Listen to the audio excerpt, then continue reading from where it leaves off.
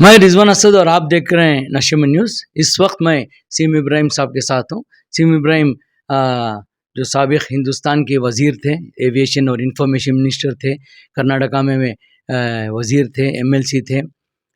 और आज सीम इब्राहिम साहब को नशेमन न्यूज़ आई है मुलाकात के लिए। अभी मार्च 3 को बजट पेश होने वाला है। इस सिलसिले में साबिक वज़ीर जो सीम इब्राहिम है, तजुर्बेकार आदमी है, प्लानिंग कमीशन के चेयरमैन भी रह चुके हैं और कौम के मिल्लत के बारे में बहुत खूब जानते हैं। और इन्होंने सीएम सिद्धरमैया को भी मुलाकात की और गुफ्तगू की। आज नशेमन न्यूज़ इन सीम इब्राहिम साहब से ये पूछना चाहते हैं। साहब, नशेमन न्यूज़ में आने के लिए बहुत बहुत शुक्रिया। अभी मार्च 3 से असेंबली सेशन शुरू होने वाला है, मार्च 7 को बजट शुरू होने वाला है। हर साल की तरह अक़लियतों के लिए एक बजट अलॉट होता है। पिछले साल 3,200 का 3,200 करोड़ का बजट अलॉट हुआ, उसमें से आधा भी खर्चा नहीं हुआ। और इस बार आप लोगों की मांग है कि माइनॉरिटीज़ को 10,000 करोड़ दी जाए, इसके बारे में क्या कहते हैं? देखिए, मैं आज से नहीं, जब मैं प्लानिंग कमीशन का डिप्टी चेयरमैन था उस वक्त एक पूरा प्रोग्राम में बनाया हूँ। तालीम को कितना है, मुस्लिम बच्चों को एजुकेशन को कितना है, और मुस्लिम बच्चों को बेरोजगारी दूर करने के लिए प्रोग्राम क्या है, मसाजिद को कितना, खबरस्ताना को कितना, ये सब एक नोट प्रिपेयर प्रोग्राम बना के रखे हैं। वो लेके पढ़ लें। कम से कम 10,000 करोड़ रुपए किसी हालत से 3.5 लाख करोड़ का बजट है। 3% अगर भी दे तो 10,000 करोड़ होता। सर, जब भी अक़लियतों को जो पैसा दिया जाता है तो बीजेपी का ऑब्जेक्शन आता है कि सिर्फ एक माइनॉरिटी अपीजमेंट है, माइनॉरिटीज़ को क्यों दे रहे हैं, इसके बारे में आप क्या कहते हैं? और पिछली बार जो 3,200 करोड़ का बजट अलॉट हुआ माइनॉरिटीज़ को, उसमें से 50% भी खर्चा नहीं हुआ, इसके बारे में क्या कहते हैं? देखिए, बीजेपी का ख्याल अच्छा है या गलत है, लेकिन वोट तो कांग्रेस को दिया है ना। जो लोग आपको वोट डाल के लाए हैं और अवाम है, अगर वोट भी अगर आपको नहीं डाले, फिर भी आपका हक बनता है कि 7.5 करोड़ की आबादी है, उसमें 1,40,00,000 मुसलमान है। तो इनके लिए आप बजट में क्या रख रहे हैं? बीजेपी बोलेगी, बीजेपी की एडवाइस पे जो है अगर हुकूमत नहीं चल रही है, आपका एक प्रोग्राम है, आप अपने मैनिफेस्टो में दिया है कि हम 10,000 करोड़ देंगे, वो दीजिए बस। मैनिफेस्टो में अगर आप नहीं देते तो बीजेपी वाले आपको पूछ सकते थे। बीजेपी वालों को पता है कि भाई इनके मैनिफेस्टो में है। तो जो फंड्स यूटिलाइज नहीं है उसके बारे में, तो इसलिए इनकी कारकर्दगी ठीक नहीं है। किसकी?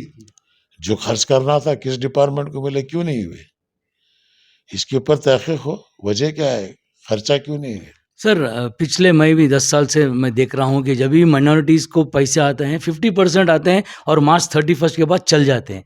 तो मैं समझता हूँ कि ये नाकामी है कि यूटिलाइज़ नहीं हो रहा। इतने लोगों बच्चों की फ़ीस है, स्कूल का ये स्कॉलरशिप है, उनको सीधी तरह क्यों नहीं मिलता? बिल्कुल नाकामी है।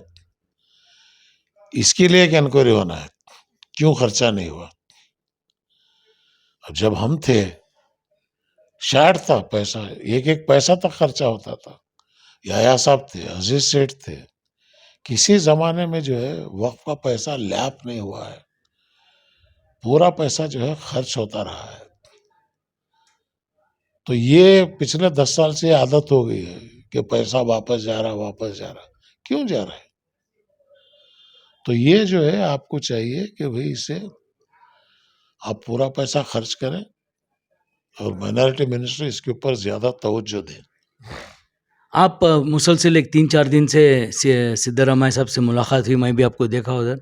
तो क्या बात हुई? आप कांग्रेस में नहीं है, एक अच्छे दोस्त हैं आप सिद्धरामैया के। क्या सिद्धरामैया को आपने एडवाइस किया कि अक़लियतों को ये दिए? और बहुत से शिकायत थी कि सिद्धरामैया ने कौमी तंजीमों को नहीं बुलाया, उलमा इकराम को बुला के बजट के बारे में डिस्कस नहीं किया, सिर्फ एमएलए और एमपीज़ को बुलाया कि बात किया। आप क्या कहते हैं? देखिए ये माइनॉरिटी डिपार्टमेंट का काम है। वोटा होना टाइम पर सबको बुलाते हैं, बजट के टाइम पर क्यों नहीं बुलाए, सबको बुलाना था। खैर मैं सिद्धरामैया साहब के पास गया उनकी सेहत पूछने के वास्ते, मेरे अच्छे दोस्त हैं वो, पार्टी में मैं नहीं हूँ, फिर भी इंसानी तकाजा है, सेहत पूछने गया तो उस वक्त काफ़ी चीज़ें बातचीत हुई, कई चीज़ें उनको मालूम नहीं थी, उनको मैंने बताया है फलां चीज़ फलां चीज़ फलां चीज़, वक्फ बोर्ड क्या हो रहा, कब काम कैसे हो रहा, तो गौर से सुने। इंशाल्लाह मुझे उम्मीद है आगे चल के कुछ इकदाम उठाएंगे वो। आप वक्फ बोर्ड के बारे में बात कर रहे हैं, को आपको पता है कि वक्फ बोर्ड का चेयरमैन का इलेक्शन पोस्टपोन हुआ है, इसके बारे में क्या कहते हैं कि वक्त सब चीज़ सही है या गलत है वक्फ बोर्ड में? देखिए इलेक्शन पोस्टपोन हुआ, अच्छा हुआ, अच्छा ही हुआ, सही आदमी चेयरमैन बनना चाहिए। आपके हिसाब से कौन सही है? तो अब 10 आदमियों में है, पता है सबको भी आज में अच्छा कौन है क्या है, काबिलियत होना चाहिए। और जो एलिगेशन लगे हैं वक्फ बोर्ड में, जिसके जो भी नॉन करप्ट हो, ये एक एलिगेशन किसी पर ना हो, ऐसा आदमी जो है। आप इंक्वायरी के वास्ते आप तैयार हैं? बिल्कुल इंक्वायरी, मैं सिद्धरामैया को बोला हूँ आप सीओडी इंक्वायरी करो, अगर इंक्वायरी नहीं करते तो मैं खुद हाईकोर्ट को डालने वाला हूँ कि 10 साल से वक्फ बोर्ड की कारकर्दगी। इलेक्शन मैनिफेस्टो में जो वादे किए थे कर्नाटका हुकूमत ने, क्या वो पूरे वादे पूरे कर रहे हैं आपके हिसाब से? क्या कोई उसमें खामी है या कुछ अभी और करना चाहिए? आपको पता है आप तो मेरे से अच्छा जानते हैं कि भाई क्या पूरे हुए क्या नहीं हुए, कुछ हुआ नहीं आज तक, होता होता होता बोल के बोले क्या रहे, अब देखेंगे, और 2 साल बचे हैं। मुस्लिम एमएलएस फोरम जो है वो नाखुश है कि हमारी बात सुनी नहीं जा रही है, सिर्फ एक लोग की बात सुनी जा रही है और एक ही आदमी फंक्शन कर रहा है, हमको कोई इन्वॉल्वमेंट नहीं है। आप क्या कहते हैं इसके बारे में? नहीं, वो जाने, उनकी पार्टी जाने, वो जाने, उनका चीफ मिनिस्टर जाने, मैं इसके बारे में कुछ कहने के लिए तैयार नहीं। सर अभी हाल ही में अभी 4 एमएलसीज की सीट्स खाली हुए हैं, उसमें 4 लोग को सीएम सिद्धरामैया ने मुनखा लेने की कोशिश की। ये मालूम हुआ कि मुस्लिम एमएलएज ने जाके बोला कि इस बार मुसलमान एमएलसी हमको नहीं चाहिए, इसके बारे में क्या? गलत है, नहीं चाहिए बोलने कौन होते हैं? ये अंदरूनी इंफॉर्मेशन आई नहीं है। नहीं नहीं, हर बार मैं हर 2 साल में असेंबली से एक मुस्लिम एमएलसी बनना है और राज्यसभा में एक आदमी कंपलसरी जाना है। हमारी एक एमपी नहीं है आज, कम से कम राज्यसभा में तो जाए, और एमएलए हमारे कितने होने थे, आज कितने हैं? आज आबादी के तनासब से कम 30 एमएलए होना था, तो एमएलसी तो रहेगा कम से कम वो डिस्ट्रिक्ट में जहाँ एमएलए नहीं है, वो एमएलसी 2-3 डिस्ट्रिक्ट को जो है संभाल सकता है, लीडरशिप उभर सकती है, एमएलसी देना जरूरी है। और मुझे उम्मीद है कि कांग्रेस पार्टी मुसलमान को इग्नोर नहीं करेगी। सर अगर आपके हिसाब से 10,000 करोड़ आप मैंने मांगी है कि अक़लियतों को बजट में दिया जाए, अगर नहीं दिए 10,000 करोड़ तो आपका क्या रिएक्शन होगा? अब देखेंगे, अब बोल के फायदा नहीं है, वक्त आएगा। पूरे तंजीमों से भी मेरी अपील है, जिन्होंने इनको वोट दिलाया था, ये उनका काम है, कौन सी तंजीम? जो भी है तंजीम, जमात इस्लाम है, मुत्तहदा माज है, दिगर और उलमा इकराम की तंजीमें हैं, वो बैठ के सोचे, हमको भी बुलाएं, हम भी आके आएंगे और अपनी राय मशवरा देंगे। मौजूदा हालात देखते हुए ये कहते हैं कि हरियाणा का इलेक्शन हुआ, महाराष्ट्र इलेक्शन हुआ, दिल्ली का इलेक्शन हुआ, आपकी नज़र से क्या है? क्या ईवीएम फॉल्ट है या वोट कहाँ जा रहा है? एलिगेशंस काउंटर पे काउंटर एलिगेशंस हुआ है, इलेक्शन कमीशन पे एलिगेशंस हुआ है, ईवीएम पे एलिगेशंस हुआ है। आप एक तजुर्बेकार आदमी हैं और आप देखे हैं, इलेक्शन करके हैं और इलेक्शन कमीशन आपके अंडर भी काम किया है, तो आप क्या कहते हैं? देखिए ये एक ईवीएम का फॉल्ट है, बगैर ईवीएम के फॉल्ट में नहीं होता। आज तक महाराष्ट्र के अंदर इलेक्शन कमीशन जो है वोट कितने पोल हुए वो अभी तक अपने वेबसाइट में नहीं डाली है, दिल्ली का दिल्ली का भी नहीं डाली। इसकी वजह क्या है? ये जो है हकीकत मालूम होना चाहिए। और दूसरा, पार्टियां भी फेल हुई। अब मुझे कांग्रेस का कैंडिडेट जो है मुस्तफाबाद में 4,000 वोट लिया, कहीं 6,000 लिया। मुस्लिम जहां 1.5 लाख मुसलमान है वहां 4,000 मिले हैं। तो ये मुसलमानों का एतमाद खो रहे हैं। जहां तीसरी ताकत है वहां कांग्रेस कमजोर होती जा रही है। तो मेरी दरख्वास्त यही है कि अभी रियासत कर्नाटक में कांग्रेस को अगर आप मजबूत रखना है तो सबका साथ सबका विकास, हर एक कौम को उनका हक दें। सिर्फ वोट ना लें, वोट लेने के बाद उनको कॉन्स्टिट्यूशनली जो मिलता है वो दें, तब जाके बात बनेगी।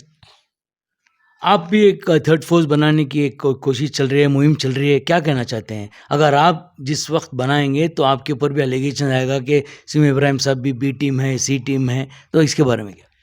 इसलिए मैं ये जितने तंजीमें इलेक्शन के टाइम पे फतवा दिया ना, उन तंजीमों से मैं पूछ रहा हूँ, कांग्रेस बीजेपी के बीच में तीसरी ताकत की जरूरत है या नहीं है? अगर है तो आप लोग आगे आइए। आप एक मीटिंग करने वाले थे जनवरी में, क्या हुआ? वो एक मीटिंग हुई है। अब मुस्लिम उलमा की, मुस्लिम नुमाइंदों की, मुत्तहदा मास की, जमात इस्लामी की, मैं उनसे कह रहा हूं कि आप बुलाइए। मैं नहीं बुलाऊंगा, आप बुलाइए। आप बुला के बोलिए नहीं कांग्रेस में ही रहना है, कांग्रेस में रहना है, फैसला करो। तो हम फैसला करेंगे रहना या नहीं रहना है। आपका केस भी चल रहा था जनता दल सदारत के अभी बारे तक में। वैसा ही है, वो फैसला नहीं हुआ। सर, कैस्ट सेंसस के बारे में और मुस्लिम रिजर्वेशन के बारे में क्या कहते हैं करना? कास्ट सेंसेशन का जो है सेंसस हुआ है उसे पब्लिक करें और सेंसस के मुताबिक हमको जो है रिजर्वेशन दें, और रिजर्वेशन 4% जो था उसको बढ़ाएं बढ़ाएं, जितना जिसका परसेंटेज है उतना दें। मैं एक, आप कांग्रेस में नहीं है फिर भी ये बात कहना पूछना चाहता हूँ कि राहुल गांधी जो कांग्रेस को रिवैम्प कर रहे हैं, आज जो बात कर रहे हैं लीडर ऑफ अपोजिशन बनकर एक अच्छे लीडर उभरते हुए आ रहे हैं, इसके बारे में आप क्या कहते हैं? कोशिश और आप नाराजगी राहुल गांधी से नाराजगी होकर आप कांग्रेस से निकले? नहीं, राहुल जी से हमारी नाराजगी नहीं थी। नाराजगी जो है इनके फैसले से थी। वो फैसला राहुल गांधी नहीं लिए। राहुल गांधी काम कर रहे हैं, खुदा उनको साथ दे, सेहत दे, मेहनत करें और पार्लियामेंट के अंदर जो है अपनी बात को रख रहे हैं, कोशिश कर रहे हैं। नीचे सतह के लोग जो है जिस तरह वो कर रहे हैं वो यहाँ पे वैसा काम नहीं हो रहा है। कर्नाटका कांग्रेस में क्या है? कर्नाटका आपको पता है क्या नहीं है, तो मैं इसके मुझे बारे पता है आप न मैं इसके बारे में कोई अब चीज को एलाबरेट नहीं करना चाहता। मैं प्रेसिडेंट को चेंज करने की मांग आ रही है, आपके पुराने वो दोस्त सतीश जारकोली, डॉक्टर परमेश्वरप्पा और आप सिद्धारामैया से मिले, इससे कुछ नहीं, इसके बारे में कोई बातचीत नहीं है। कांग्रेस के बारे में एक कोई चेंज ये मेरा काम नहीं है। ये आखिरी सवाल, 2 साल होने वाले हैं सिद्धारामैया की हुकूमत में, 2 साल में इनका क्या रिपोर्ट कार्ड है जनरल और अखिलतों के ऊपर? देखिए अखिलतों के लिए मायूसी है वजह क्या, कैसी मांग? कि अभी तक जो मैनिफेस्टो में बोले तो हुआ नहीं, और उम्मीद है कि भाई कम से कम आगे चल के करेंगे। और सिद्धरामैया साहब को तौक़ा है, मैं बात करके आया हूँ, उन्होंने वादा किया है कि भाई सेटरेट करेंगे, देखेंगे, इंतजार करेंगे। सिम इब्राहिम साहब से बात करने बहुत अच्छा लगा। सिम इब्राहिम साहब का यह कहना है कि इस बार अक़लियतों को 10,000 करोड़ का बजट देना चाहिए, अगर नहीं दिए तो देखा जाएगा। मैं रिजवान असद, नशेमन न्यूज़।